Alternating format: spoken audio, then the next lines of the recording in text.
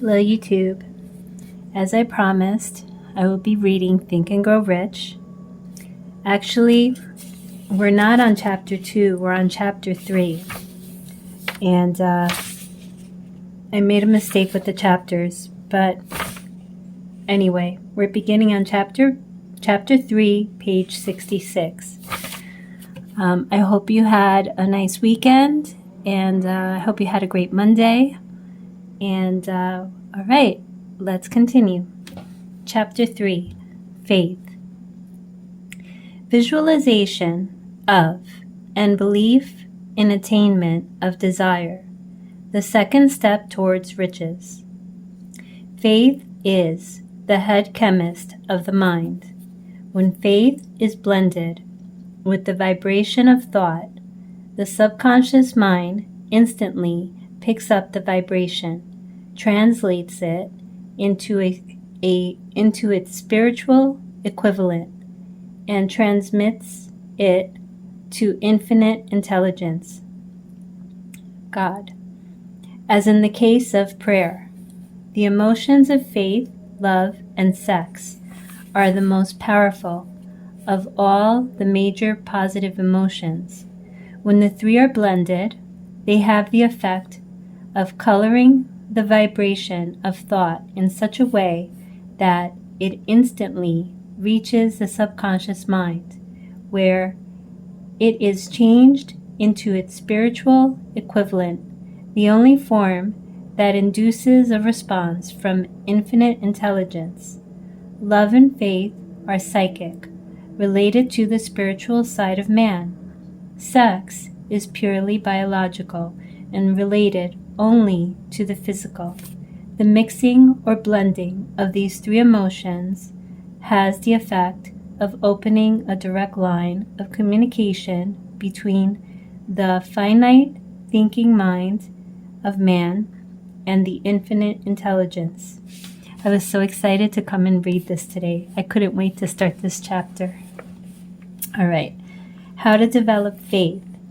There comes now a statement which will give a better understanding of the importance the principle of autosuggestion assumes in the transmutation of desire into its physical or monetary equivalent.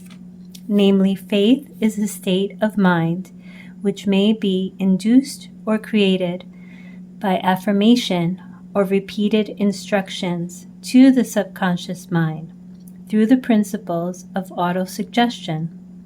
As an illustration, consider the purpose for which you are presumably reading this book.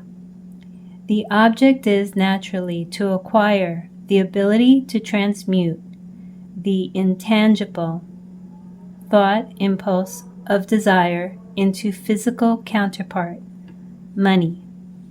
By following the instructions laid down in the chapters on autosuggestion and the subconscious mind, summarized in the chapter on autosuggestion, you may convince the subconscious mind that you believe you will receive that for which you ask, and it will act upon that belief, which your subconscious mind passes back to you in the form of faith, followed by definite plans for procuring that which you desire. The method by which one develops faith where it does not already exist is extremely difficult to describe, almost as difficult, in fact, as it would be to describe the color of red to a blind man who has never seen color and has nothing with which to compare what you describe to him. Faith is a state of mind which you may develop at will after you have mastered the 13 principles, because it is a state of mind which develops voluntarily through application and use of these principles.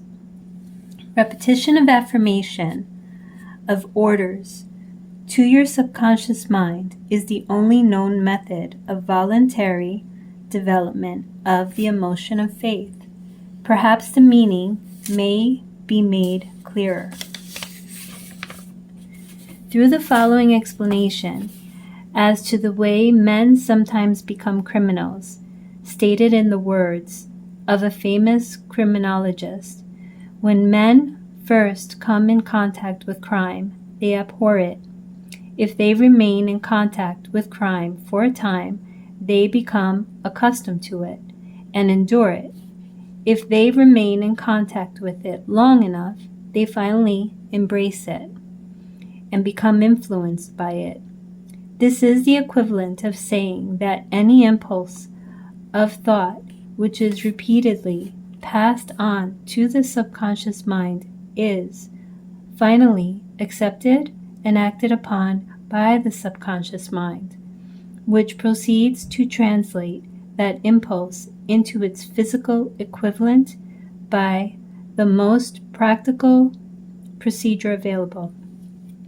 In connection with this, consider again the statement: all thoughts which have been emotionalized, given feeling, and mixed with faith begin immediately to translate themselves into their physical equivalent or counterpart. The emotions or the feeling portion of the thoughts are the factors which give thoughts vitality, life, and action. The emotion of faith, love, and sex, when mixed with any thought impulse, give it greater action than any of these emotions can do singly. I apologize for the noise. Not only thought impulses which have been mixed with faith, but those which have been mixed with any of the positive emotions or any of the negative emotions may reach and influence the subconscious mind. From this statement, you will understand that the subconscious mind will translate into physical equivalent a thought, impulse of a negative or destructive nature, just as readily as it will act upon thought impulses of a positive and constructive nature. This accounts for the strange phenomenon which so many millions of people experience, referred to as misfortune or bad luck. There are millions of people who believe themselves doomed to poverty and failure because of some strange force over which they believe they have no control. They are the creators of their own misfortunes because of this negative belief, which is picked up by the subconscious mind and translated into the physical equivalent. This is an appropriate place at which to suggest again that you may benefit by passing on to your subconscious mind any desire which you wish translated into its physical or monetary equivalent, in a state of expectancy or belief that the transmutation will actually take place. Your belief or faith is the element which determines the action of your subconscious mind. There is nothing to hinder you from deceiving your subconscious mind when giving it instructions through auto-suggestion. As I deceived my son's subconscious mind to make this deceit more realistic, conduct yourself just as you would if you were already in possession of the material thing which you are demanding. When you call upon your subconscious mind, the subconscious mind will transmute into its physical equivalent by the most direct and practical media available. Any order which is given to it in a state of belief or faith that the order will be carried out, surely enough has been stated to give a starting point from which one may, through experiment and practice, acquire the ability to mix faith with any order given to the subconscious mind. Perfection will come through practice. It cannot come by merely reading instructions. If it be true that one may become a criminal by association with crime, and this is a known fact, it is equally true that one may develop faith by voluntarily suggesting to the subconscious mind that one has faith. The mind comes, finally, to take on the nature of the influences which dominate it.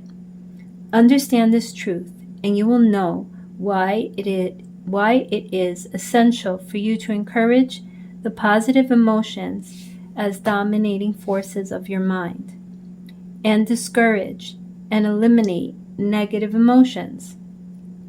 A mind dominated by positive emotions because a favorable abode for the state of mind known as faith. A mind so dominated may at will give the subconscious mind instructions which it will accept and act upon immediately. Faith is a state of mind which may be induced by autosuggestions. All down the ages, the religionists have admonished struggling humanity to have faith in this, that, and the other dogma or creed.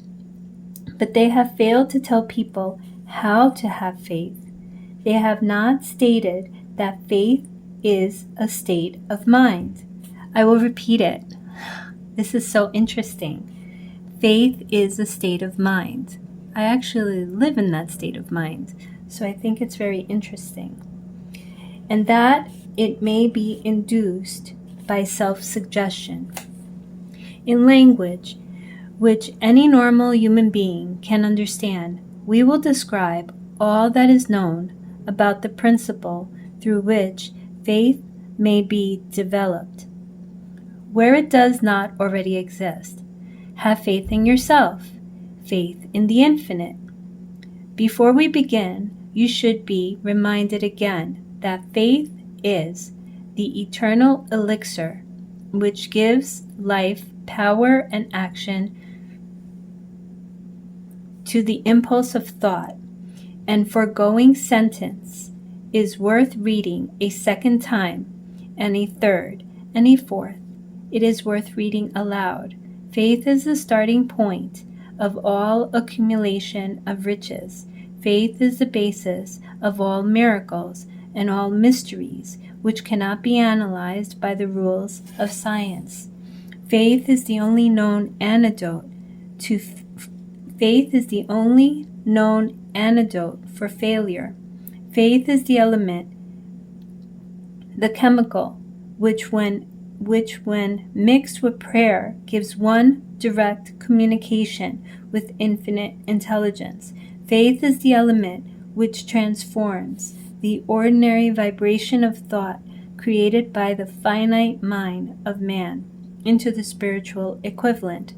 Faith is the only agency through which the cosmic force of infinite intelligence can be harnessed and used by man. Every one of the foregoing statements is capable of proof. The proof is simple and easily demonstrated. It is wrapped up in the principle of auto-suggestion. Let us center our attention, therefore, upon the subject of self-suggestion and find out what it is and what it is capable of achieving. It is well-known fact that one comes finally to believe whatever one repeats to oneself, whether the statement be true or false. If a man repeats a lie over and over, he will eventually accept the lie as truth. Moreover, he will believe it to be the truth.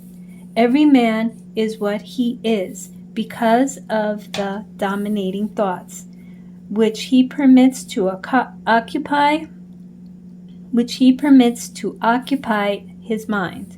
Thoughts which a man deliberately places in his own mind and encourages with sympathy and with which he mixes any one or more of the emotions constitute the motivating forces which direct and control his every movement, act, and deed. Comes now a very significant statement of truth. Thoughts which are mixed with any of the feelings of emotions constitute a magnetic force which attracts from the vibration of the ether other similar or related thoughts. I'll read it one more time.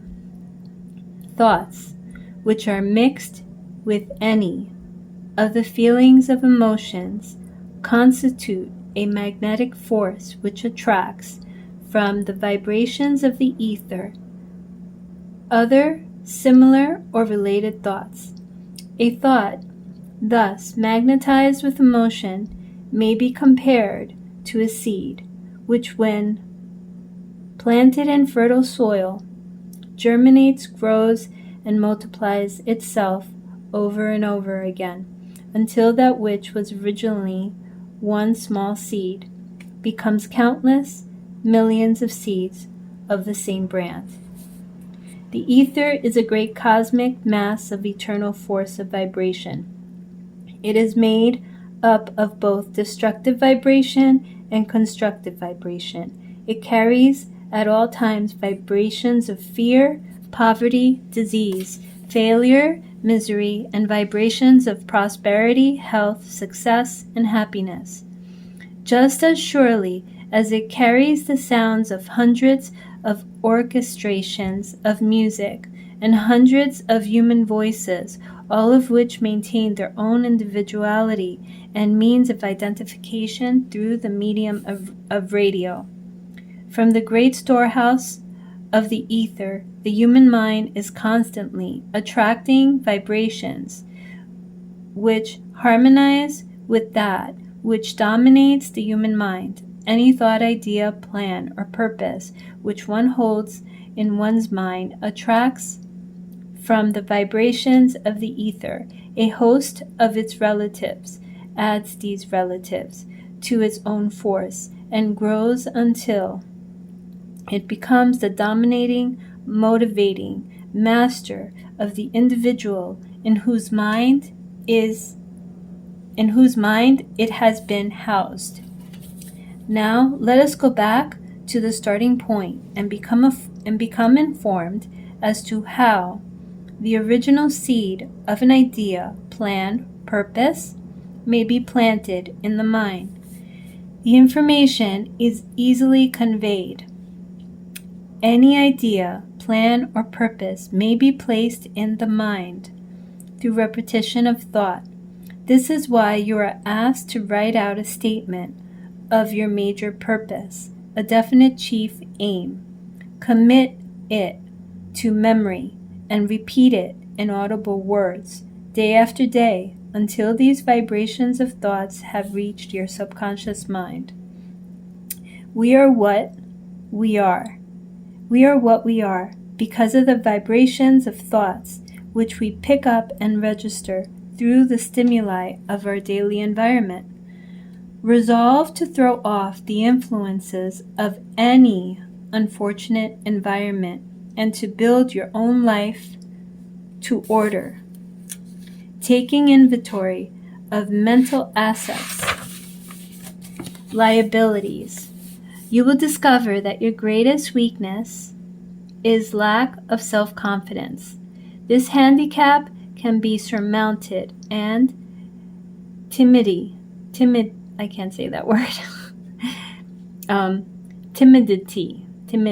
oh my gosh, I just messed it up. timidity, I can't say that word. Translated into courage, being timid. From being timid to being courageous, that's what they're saying. Through the aid of the principle of autosuggestion. The application of this principle may be made through a simple arrangement of positive thoughts, impulses stated in writing, memorized and repeated until they become a part of the working equipment of the subconscious mind, of the subconscious faculty of your mind. Okay, we're going to stop here, but next time when I read, we're going to continue on page 74, and I will be continuing, and we're going to talk about self-confidence formula. Let me see. We have, okay. There's 1, 2, 3, 4, 5. There's a formula.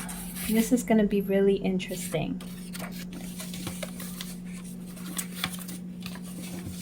I'm going to show you the formula.